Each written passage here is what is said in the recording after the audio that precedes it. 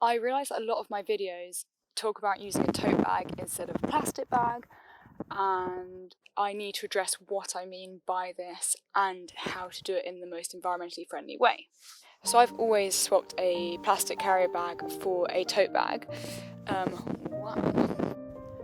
then I saw an article that was saying how plastic bags might be, and watch the rest of this video, better than tote bags.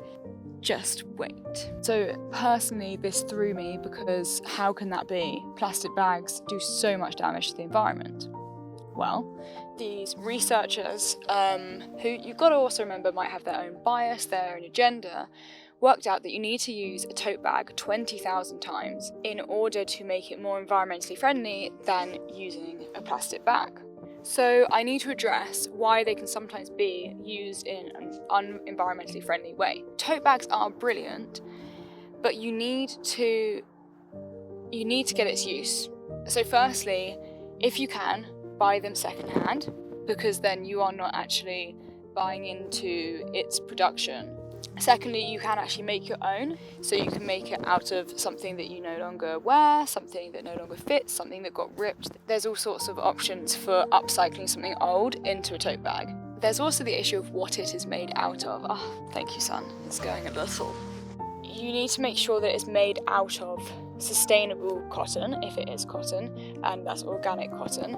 If you have bought one, I'm not saying to get rid of it, but if it is made out of nylon or polyester or anything else that releases microplastics, then just be careful about how much you wash it, how often you wash it. A bag doesn't need to be washed often. I mean, some of my totes have probably never been washed, actually.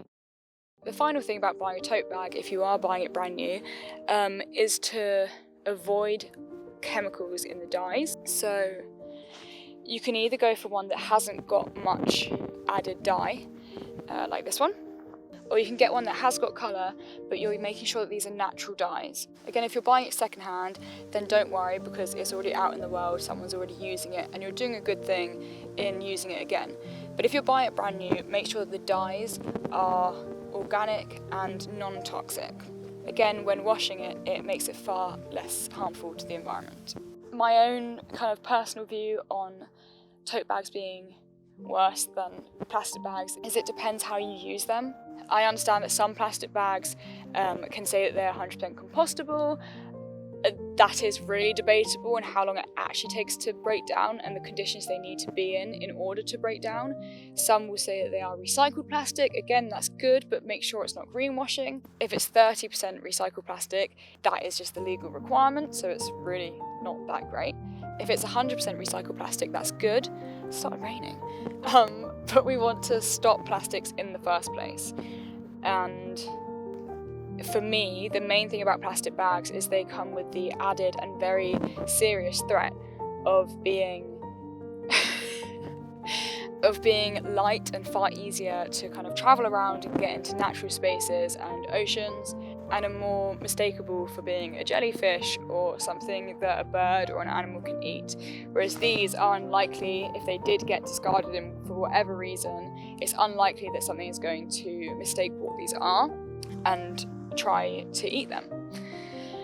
So that is what I mean when in any of my videos I say use a tote bag. I mean use it well, get all of its use out of it.